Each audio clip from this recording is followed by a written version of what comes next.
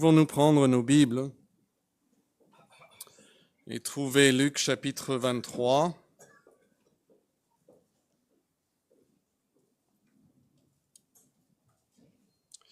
Et revenir sur le texte que nous avons déjà lu il y a quelques instants.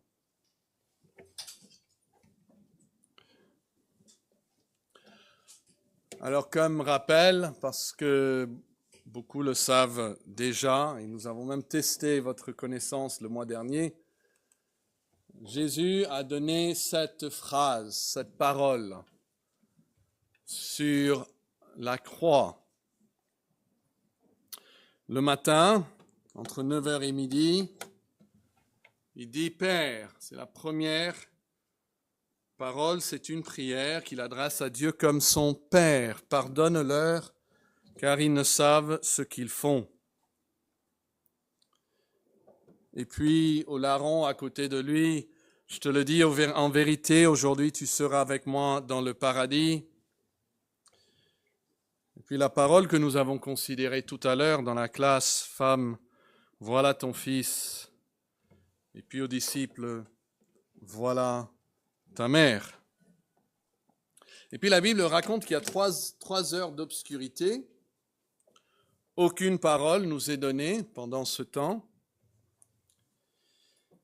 Et vers 15 heures, et il semble une juste après l'autre presque, Jésus dit « Eloi, Eloi, lama sabachthani », ce qui signifie « Mon Dieu, pourquoi m'as-tu abandonné ?» Puis il dit « J'ai soif ». Et puis les deux dernières paroles de Jésus prononcées sur la croix sont, selon les évangélistes, des cris de victoire. Il dit « Tout est accompli ». Nous avons considéré cette parole il y a un mois. Et puis son tout dernier mot.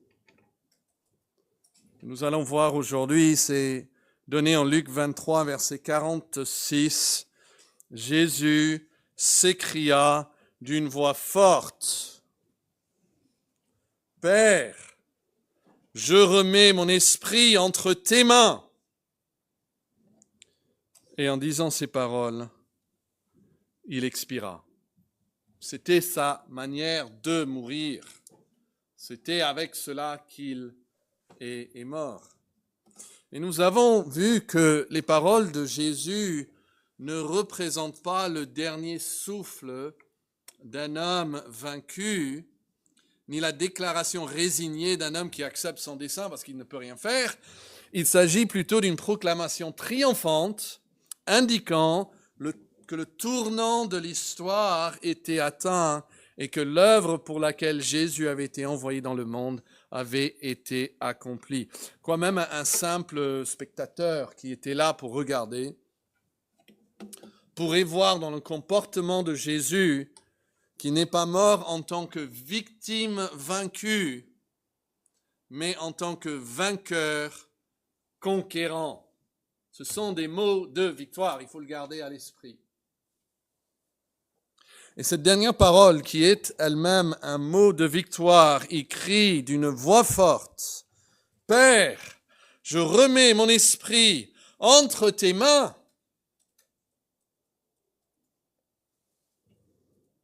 Et dans cette victoire, il expira.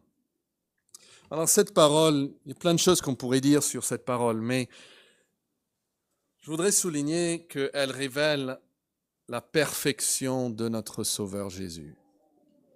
Elle souligne l'innocence de Jésus. Et puisque vous avez déjà Luc 23, regardez comment cela est souligné plusieurs fois. Regardez le verset 4.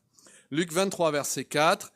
Pilate dit aux principaux sacrificateurs et à la foule, « Je ne trouve rien de coupable en cet homme. » Ok, ça c'est la première fois qu'il le dit. Et puis Luc 23, regardez verset 13. Pilate ayant assemblé les principaux sacrificateurs, les magistrats et le peuple leur dit, « Vous m'avez amené cet homme comme excitant le peuple à la révolte.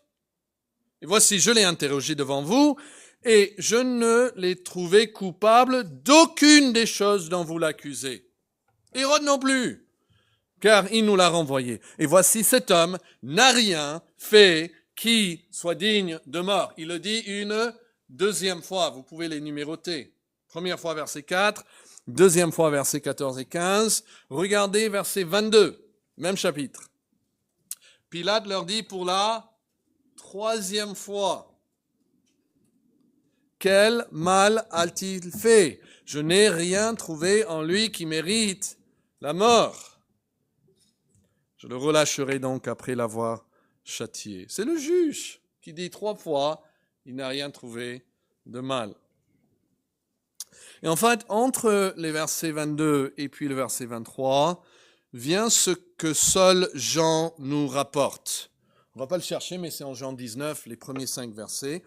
Et c'est là que Pilate dira une 4e fois qu'il ne trouve aucune culpabilité en Jésus.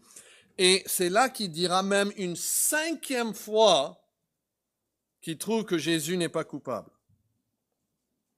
Et là, Jean, il tente de les apaiser en punissant Jésus, en se moquant même de lui, de sa royauté devant eux. Mais reprenons maintenant en Luc 23, verset 23. Mais ils insistèrent à grands cris, demandant qu'il soit crucifié, et leurs cris l'emportèrent. Pilate dit, ce qu'ils demandaient serait fait. Donc Pilate déclare que Jésus est innocent. Combien de fois? 5 fois, au moins. Et regardez au verset 41, parce que ça c'est le témoignage du juge. Notez maintenant le témoignage de quelqu'un qui a connu, on va dire, la criminalité, le jugement, mais de l'autre côté du banc du jugement.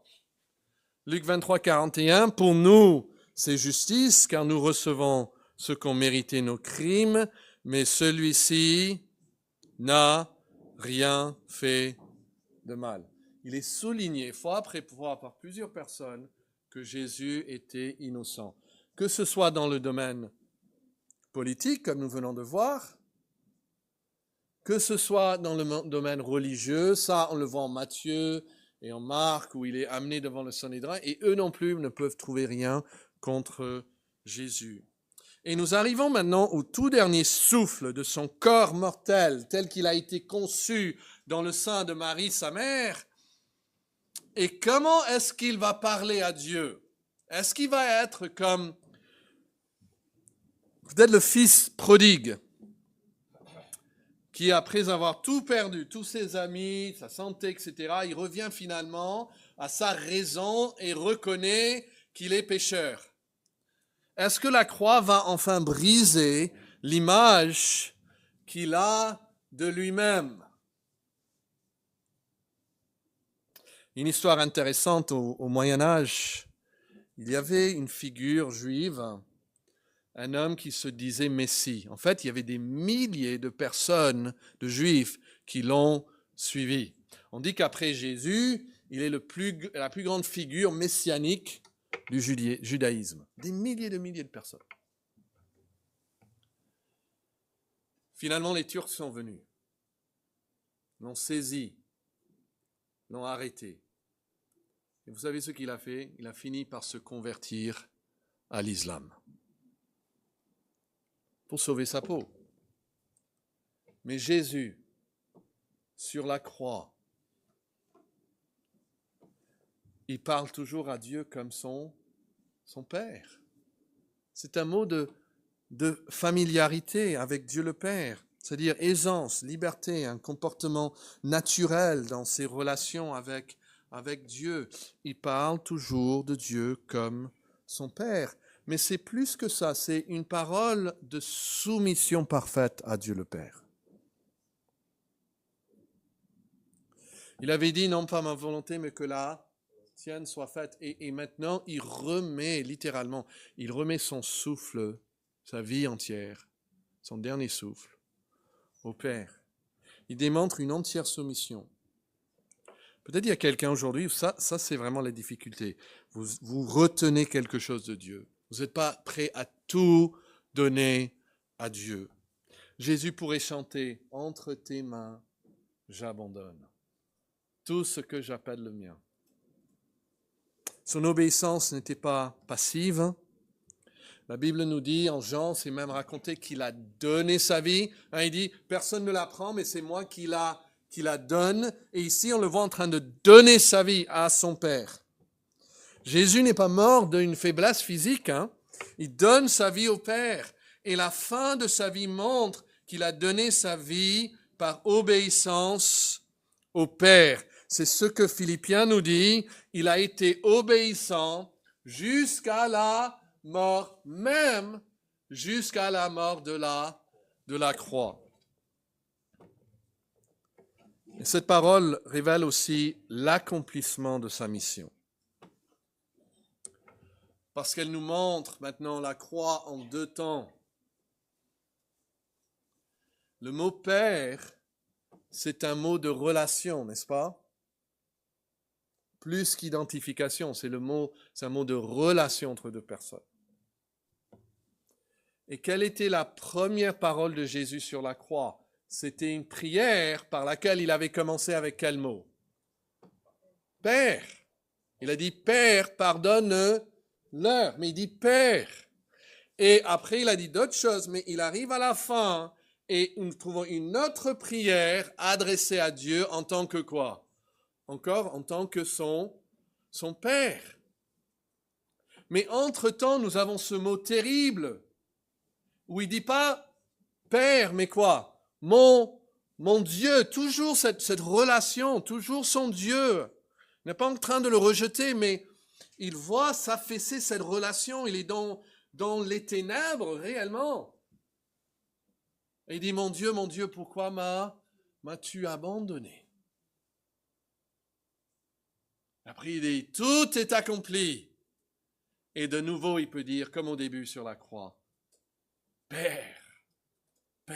Vous voyez que son ministère, son travail, son œuvre, le sacrifice qu'il offrait est accepté par Dieu. Sa relation qui était rompue à cause de notre péché est maintenant rétablie. Il a conquis le péché pour nous. Ce dernier mot donc est une prière adressée au Père et il va quitter ce monde en parfaite communion avec le Père. Et cela veut dire qu'il peut parfaitement vous sauver, mes amis.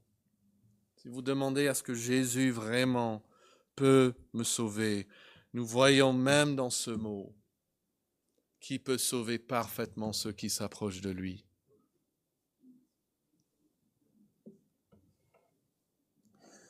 Et cette parole nous donne aussi une révélation sur la confiance parfaite qu'il avait en Jésus-Christ. Et cela aussi devrait nous pousser à l'adorer. Et là, je vais vous demander de trouver ces passages qui sont notés. Est-ce que vous pouvez trouver d'abord le psaume 31? Et on regarde le psaume 31 parce que c'est le psaume que Jésus cite en mourant. Nous avons vu avant le psaume 21 qu'il a cité. Sur la croix, Jésus priait les psaumes. Et ça aussi, on parlait de la mémorisation tout à l'heure. Quelque chose qui va beaucoup vous aider dans votre vie de prière, c'est l'insistance que vous faites sur vous-même de mémoriser la parole de Dieu. On a fait ce commentaire sur notre sœur Vassanta. Lisez la parole de Dieu. Et dans ces derniers moments, sur son lit de mort, ce qui sortait de sa bouche était des prières informées par toutes ces heures de lecture et de mémorisation. Et quel réconfort pour vous, parce que vous allez tous mourir, sauf si Jésus revient avant, d'avoir la parole stockée, si on peut dire, dans votre cerveau, pour que là, dans toute faiblesse, ces mots de Dieu, ces mots divins, puissent vous servir de prière dans votre heure de mort. Et Jésus prie. Il termine sa vie en priant un psaume. Mais notez le ton de ce psaume 31. Le psaume 21, c'est très sombre. Hein. C'est là où il est abandonné. Mais c'est complètement différent ici. Le psaume 31, au chef des chantres, psaume de David. Éternel, je cherche en toi mon refuge. Que je ne sois confondu. Délivre-moi dans ta justice. Incline vers moi ton oreille. Hâte-toi de me secourir. Sois pour moi un rocher, protecteur, une forteresse où je trouve mon salut. Car tu es mon rocher. Tu es ma forteresse. Et à cause de ton nom, tu me conduiras. Tu me dirigeras. Tu me feras sortir du filet qu'ils m'ont tendu, car tu es mon protecteur. Je remets mon esprit entre tes mains. C'est la phrase de Jésus. Et notez ce qui est dit juste après. Tu me délivreras, Éternel, Dieu de vérité. Vous voyez la confiance dans ce psaume? Les railleries, les moqueries pendant que Jésus était suspendu à la croix incluent involontairement peut-être son plus grand éloge. Ils ont dit de lui, il se confie en Dieu. C'est une chose qu'ils ont notée. Après, ils disent que Dieu le délivre. Hein? Il dit, il se confie en Dieu. Et en fait, Dieu le délivre. Dieu le délivre. Il prend son esprit. Il a pu dire au criminel à côté de lui, aujourd'hui tu seras avec moi dans le paradis. Et la Bible dit qu'il a même gardé son corps. Il n'a pas permis que son corps même voie la corruption. Il a veillé sur son corps, que ce soit mis dans un tombeau, que ce soit protégé jusqu'à la résurrection. Est-ce que vous pouvez maintenant aller vers la fin de vos Bibles et trouver 1 Pierre, chapitre 2. Et là, Jésus nous est présenté non seulement celui qui meurt à notre place, mais ici, on apprend qu'en mourant, Dieu a voulu qu'il nous laisse des traces pour que nous le suivions, pour que nous l'imitions. Et en 1 Pierre 1, regardez versets 22 et 23. Ça, c'est les traces qu'il nous laisse pour que nous suivions dans ces traces. Il dit, 1 Pierre 1, 22, « Lui qui n'a point commis de péché, »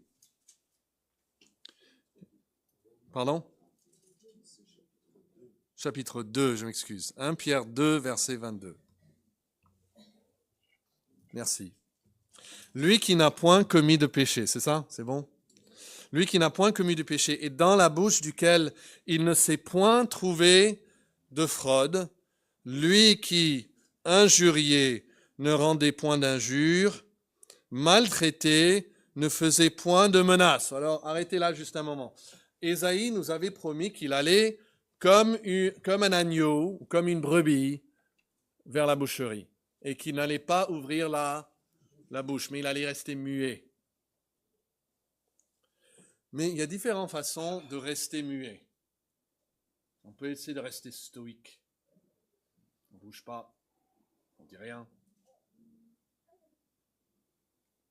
Voilà. Mais ça peut bouillonner quand même à l'intérieur. Et souvent les gens qui essayent de tout garder, à un moment ou un autre, ça explose, n'est-ce pas? Mais Jésus n'était pas comme ça. Il était silencieux, maltraité, il ne faisait point de menaces. Mais notez ce qu'il faisait activement dans son esprit. Il s'en remettait à celui qui juge justement. En fait, ce qu'il dit à la fin, c'est ce qu'il avait fait tout au long de cette tribulation. Il se remettait à celui qui juge justement. Il disait, le Seigneur va juger. Dieu tu dois juger. Hébreu nous dit que c'est pour la joie qui lui était réservé. Il a subi la croix et méprisé l'ignominie. Il regardait déjà à ce qui lui était promis. Il peut regarder plus loin, vous voyez, c'est pas juste ici. Il peut regarder plus loin. Et il se remettait dans sa descente dans l'abîme. Le Seigneur a refusé de contrôler son propre destin. Il aurait pu. La Bible dit, lui-même il dit, je pourrais appeler des milliers d'anges. Mais il refuse de contrôler son propre destin. Il s'est réduit à rien. Et à la fin, qu'est-ce qu'il fait? Il fait simplement se donner tout entier à son Père.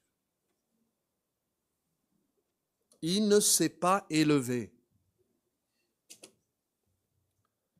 Et de ce point de vue, l'obéissance de Jésus comportait un risque énorme. Parfois, on est prêt à prendre des risques. Ok, j'accepte que plus tard, je serai peut-être, justifié, donc je ne vais rien dire. Et donc, j'attends pendant une semaine, peut-être 3 minutes, une semaine. Imagine que j'attends 1 an, 5 ans. Est-ce que nous sommes prêts à aller jusqu'à la mort sans se justifier? C'est ce que Jésus a fait. Il est parti jusqu'à la mort. Il a remis sa vie dans les mains du juste juge, même pour mourir. Et en tant que chrétien, il est satisfait de cela. Est-ce que nous, on peut faire cela? Est-ce que nous, on peut se remettre? Vous savez, il y a parfois des mariages très, très difficiles.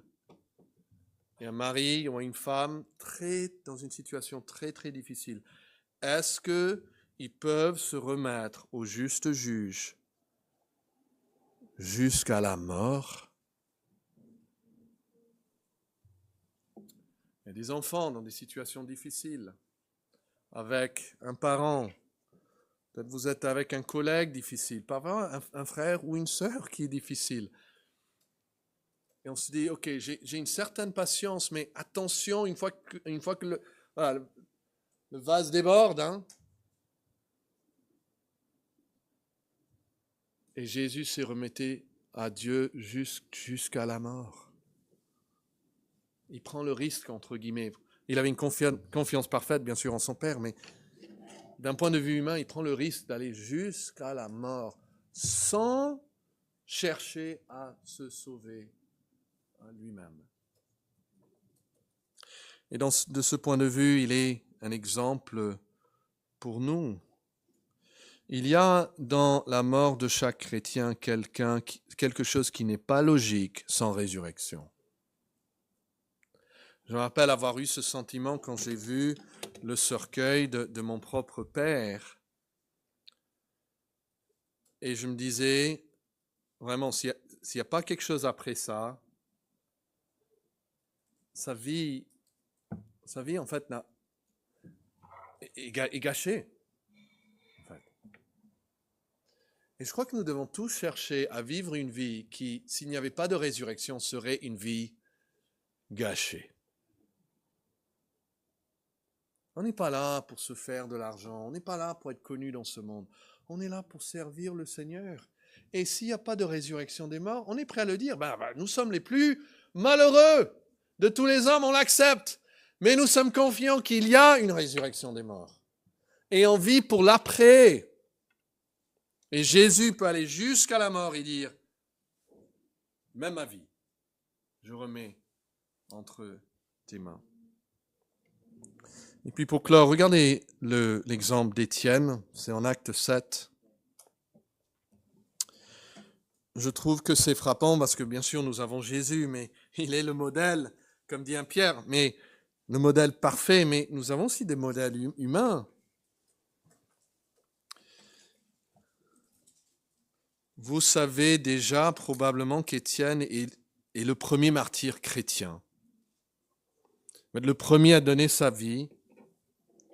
Donc vraiment, dans la chronologie des choses, tant que nous savons, Jésus meurt, et puis dans l'histoire de l'Église, c'est Étienne qui meurt. quelques mois plus tard. Et regardez le texte, acte 7, verset 59. Il lapidait Étienne. Et qu'est-ce que fait Étienne? Il prie, vous voyez ça? Il prie. Et on fait exprès de nous donner sa prière. Il priait et il disait, Seigneur, Jésus, reçois mon esprit. Ça vous fait penser à quelque chose? Il suit dans les traces de son Sauveur.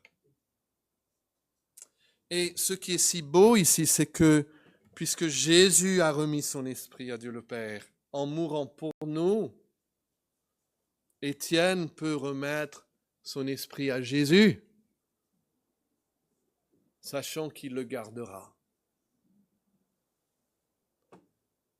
Paul dit ailleurs, je sais qu'il gardera le dépôt que je lui ai confié. Mais après, regardez le verset 60. Puis, s'étant mis à genoux, il s'écria d'une voix forte, Seigneur, ne leur impute pas ce péché. Et après ces paroles, il s'endormit. Où est-ce qu'il a eu l'idée de cette prière? Seigneur, ne leur impute pas ce péché. Vous avez en fait la première prière et la dernière prière de Jésus sur la croix qu'Étienne copie, mais à l'envers. Il va dire, Jésus a dit, Père, pardonne-leur. Père, entre tes mains, je remets mon esprit.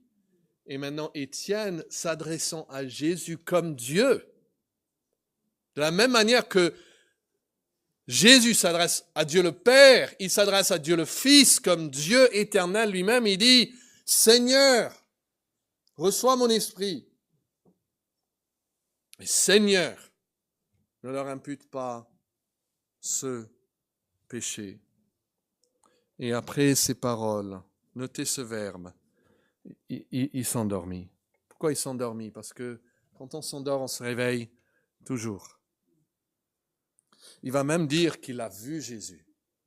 C'est-à-dire, il témoigne qu'il part de la vie terrestre à la vie céleste. Et c'est ce que Jésus a dit de tous ceux qui meurent en Christ, en fait. Ils ne voient même pas la mort. Ils vont d'une vie terrestre à une vie céleste. Ils peuvent remettre leur esprit dans les mains de Dieu, Dieu le Fils, parce qu'il prendra leur esprit. Paul a dit, être absent du corps, c'est être présent avec le Seigneur. Pourquoi? Parce qu'il il nous prend auprès de lui.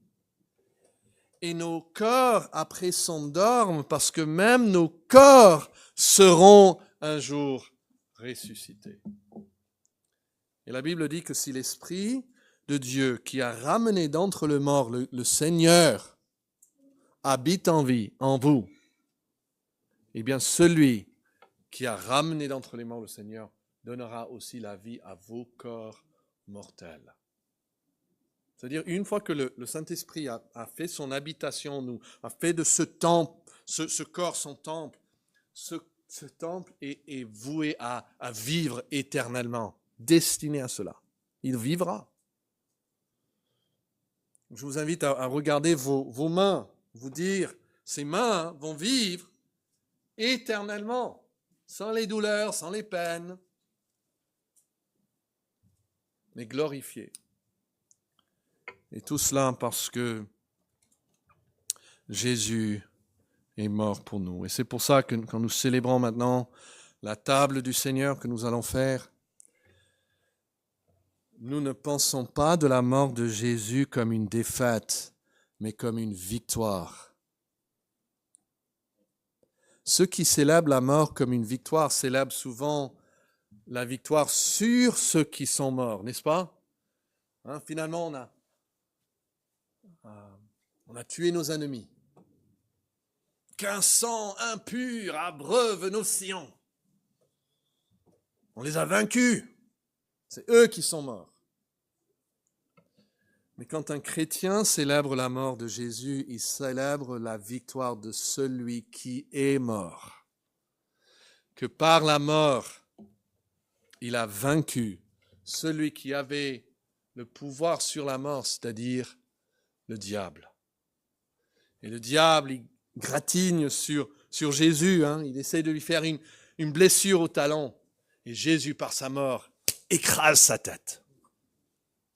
Et ça devient donc pour nous une célébration. Prions. Ô Dieu, nous te louons de ce que Jésus est allé jusqu'à la croix, qui n'a jamais fait demi-tour. Toute sa vie était une marche vers sa passion, vers sa souffrance. Et il l'a fait pour nous. Et nous te louons de ce que la mort n'a pas pu retenir sa proie, que son humiliation